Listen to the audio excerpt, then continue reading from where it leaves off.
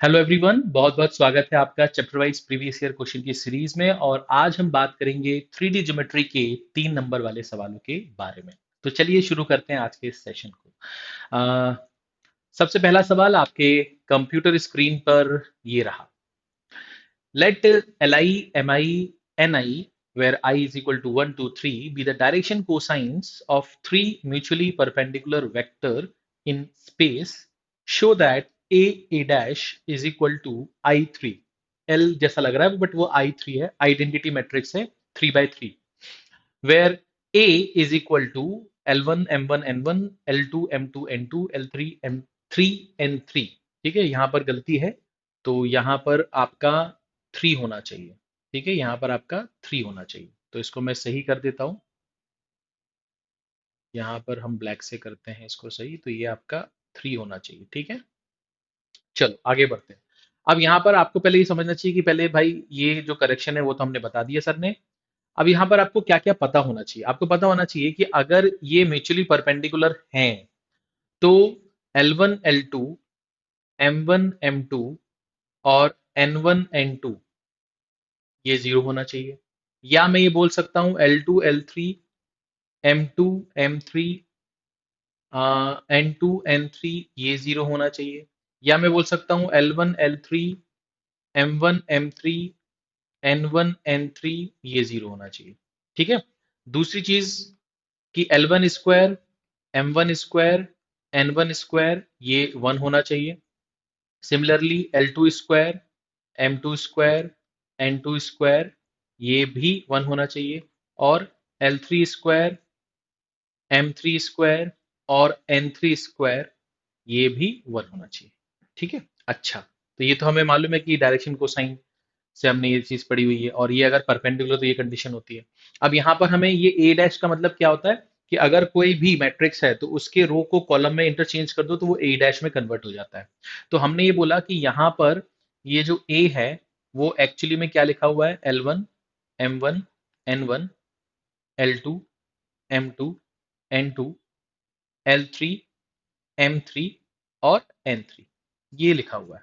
ठीक है, तो ध्यान से हमने ये देखा। अब अगर मुझे ए डैश निकालना है तो मैं यहाँ से ए डैश क्या लिख सकता हूँ, ए डैश में लिख सकता हूँ इस वाली जो रो को है ना कॉलम में चेंज कर दो, तो ये हो जाएगा L1 M1 N1 L2 M2 N2 L3 M3 N3। ठीक है, बात समझ में आ गई। ये हो गया। अब हमें इनको मल्टीप्लाई करना है, तो ये ऐसा कुछ दिखाई देगा। तो यहाँ लिख देते हैं L1 M1 N1 L2 M2 N2 L3 M3 N3, और ये मल्टीप्लाई होगा किससे, इससे L1 M1 N1 L2 M2 N2 L3 M3 N3।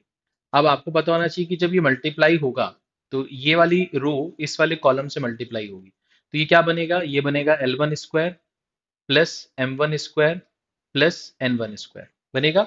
जब ये इससे मल्टीप्लाई होगा तो क्या बनेगा, ये बनेगा L1 L2 plus M1 M2 plus N1 N2। अच्छा, जब ये इससे मल्टीप्लाई होगा तो क्या बनेगा, ये बनेगा L1 L3 plus M1 M3 plus N1 N3। ठीक है, ये बात समझ में आ गई। अच्छा, अब आपको मालूम होना चाहिए कि ये जो वैल्यू है ये क्या है, 1 है। ये जो वैल्यू है ये क्या है, 0 है। और ये जो है ये भी क्या है, 0 है। तो इसी तरह से आपको जब आप सॉल्व करोगे तो यहां पर आपको मिलेगा 1 0 0 0 1 0 0 0 1। क्यों मिलेगा, क्योंकि आपको ये कंडीशन पता है। ठीक है, और इसी चीज को हम क्या बोल सकते हैं कि ये आइडेंटिटी मैट्रिक्स है 3 by 3 का। ठीक है, समझ में आया, सिंपल है, आसान है, सरल है, इजी है। ठीक है, तो एक बार इसको देखो फिर हम आगे बढ़ते हैं। ठीक है, चल आगे बढ़ते हैं, नेक्स्ट सवाल पे आते हैं। नेक्स्ट सवाल आपसे क्या बोल रहा है, find the vector equation of the line passing through the point A 1 2 -1 and parallel to the line this. अब देखो यहाँ पर हमें ये सवाल हम पहले भी कर चुके हैं। अब यहाँ पर ध्यान से देखो हमें करना क्या है कि वेक्टर फॉर्म निकालना है, तो हमारा जो आंसर होगा वो कुछ इस तरह से होगा, vector A plus lambda vector B. हमें वेक्टर ए यहां से मिलेगा, तो हम यहां से लिख सकते हैं कि वेक्टर ए जो है वो एक्चुअली में आई प्लस 2j माइनस के है, और वेक्टर बी जो है वो यहां से मिलेगा, बट इसको हमें पहले स्टैंडर्ड फॉर्म में लिखना पड़ेगा। तो हमने इसको स्टैंडर्ड फॉर्म में लिखा पहले, तो हमने लिखा x माइनस 5, और 5 कॉमन निकाला था तो ये 1/5 हो जाएगा। यहाँ पर हम इसको पलटेंगे तो ये 7y-14 होगा, 7 कॉमन निकालेंगे तो y-2 होगा, और 7 जो है वो नीचे जाएगा विथ नेगेटिव साइन। ठीक है, यहाँ पर क्या लिखा हुआ है, यह लिखा हुआ है आपका 35z, तो यहाँ पर z-0, और इसको लिख सकते हैं 1/35। ठीक है, तो यहाँ पर जो आपका वेक्टर b है वो 1/5 i और 1/7 और 1/35, तो डायरेक्शन रेशियोज इसको बोलते हैं, डायरेक्शन रेशियो इसको बोलते हैं। तो डायरेक्शन रेशियो ये हो सकता है आपका, या तो आप 35 इसका बेस बना लीजिए, तो ये हो जाएगा 7-5 और 1, ये भी हो सकता है डायरेक्शन रेशियो। तो अगर ये डायरेक्शन रेशियो है तो यहाँ पर वेक्टर बी जो बनेगा वो वेक्टर बी क्या बनेगा, 7i माइनस का 5j और प्लस का k। तो अब यहाँ पर हम वैल्यू पुट कर देंगे, वेक्टर ए यहाँ से उठाया तो ये हो गया i प्लस 2j माइनस के, और प्लस लेमदा यहां से उठाया वेक्टर बी, तो ये कितना हो जाएगा, 7i-5j प्लस के, और ये हमारा वेक्टर फॉर्म आ गया जो हमें निकालने के लिए बोला गया था। ठीक है, बात समझ में आ गई, सिंपल है, आसान है, सरल है। ठीक है, देखो इसको एक बार।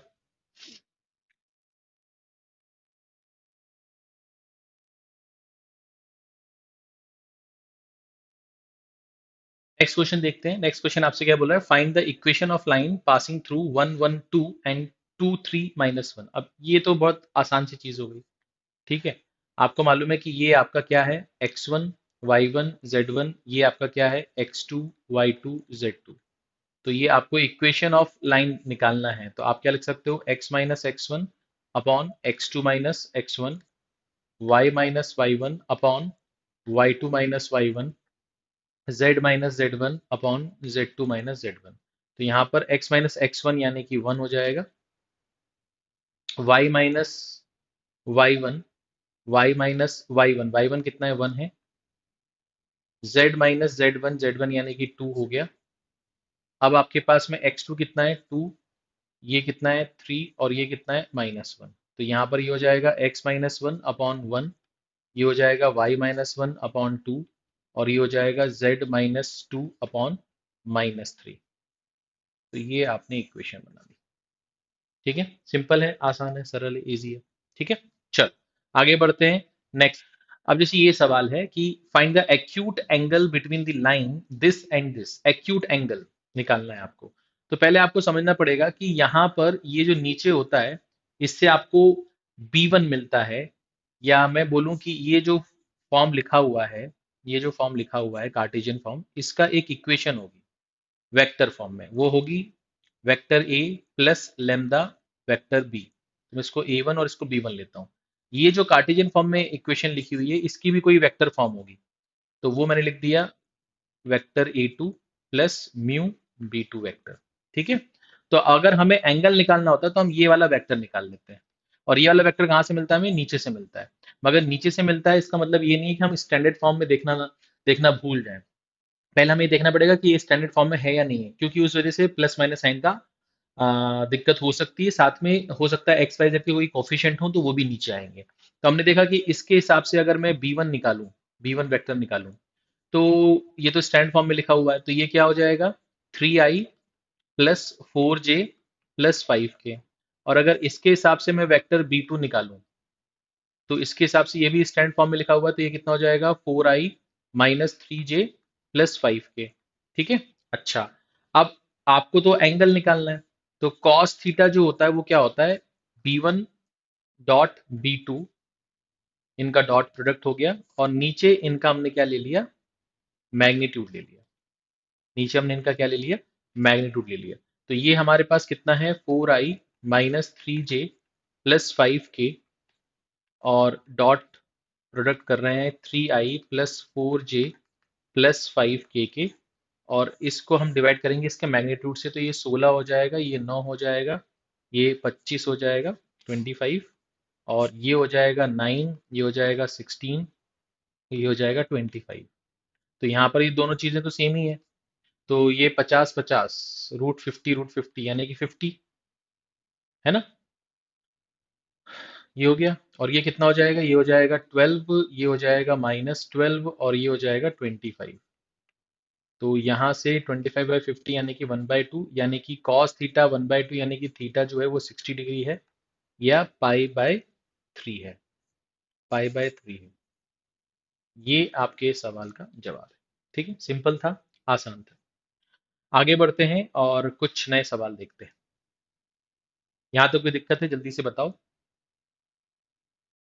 चलो नेक्स्ट सवाल पे आते हैं। अब इसी के सवाल आ गया, find the vector equation of the plane which is at a distance of 5 units from the origin and normal to the plane this. तो ये काम हम पहले भी कर चुके हैं, हमें मालूम है कि इस फॉर्म का अगर कोई सवाल आता है तो इसको रिप्रेजेंट कैसे करते हैं, vector R dot unit vector N is equal to P.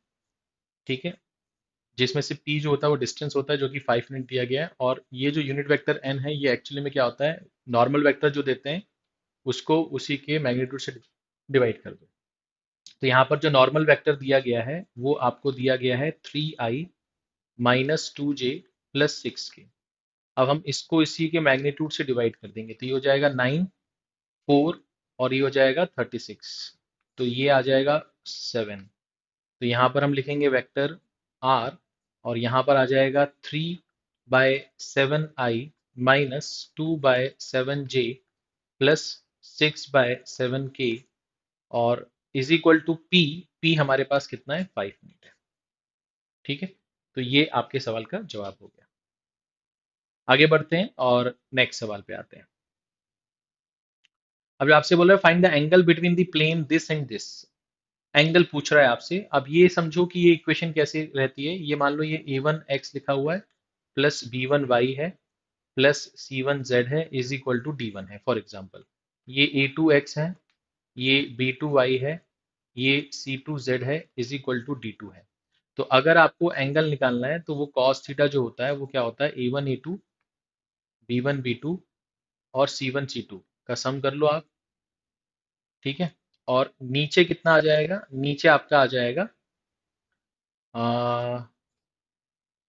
a1 square b1 square c1 square, और ये आ जाएगा a2 स्क्वायर b2 स्क्वायर और c2 स्क्वायर। ठीक है, ये चीज हो गई।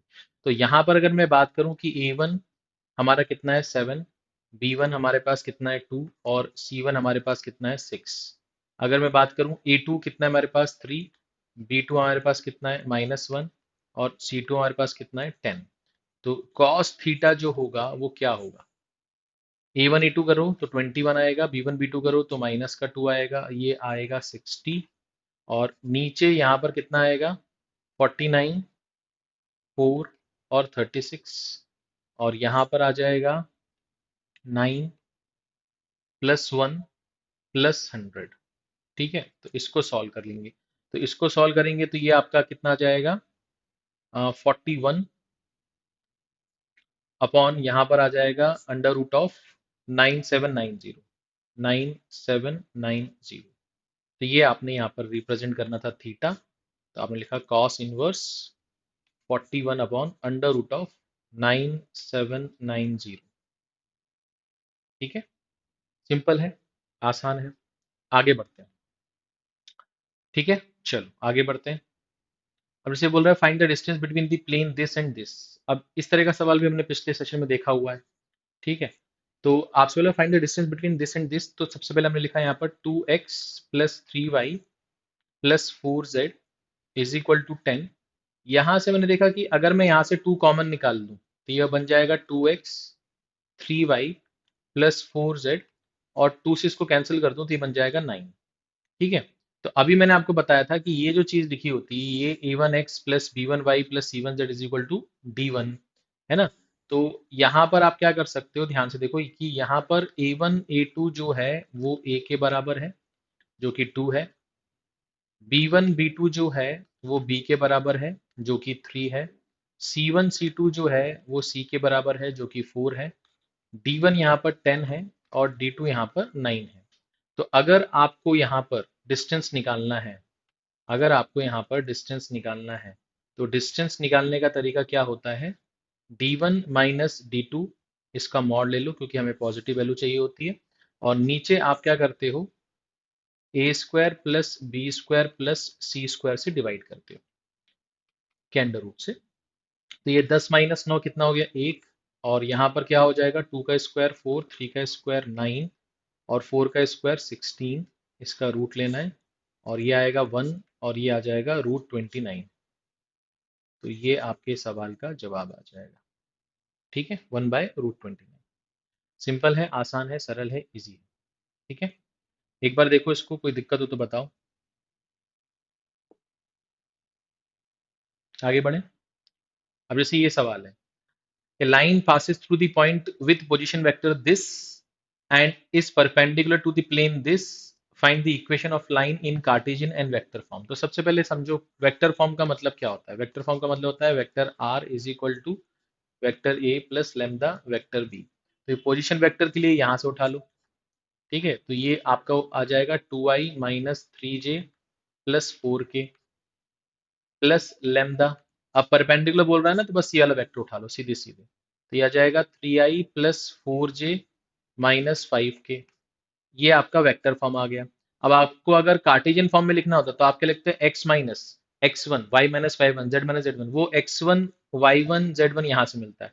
ये हो गया x-2, ये हो गया y-3 और ये हो गया z-4 अपॉन यहाँ पर क्या आएगा? 3, यहाँ पर कितना आ जाएगा? 4 और यहाँ पर कितना आ जाएगा? माइनस का 5।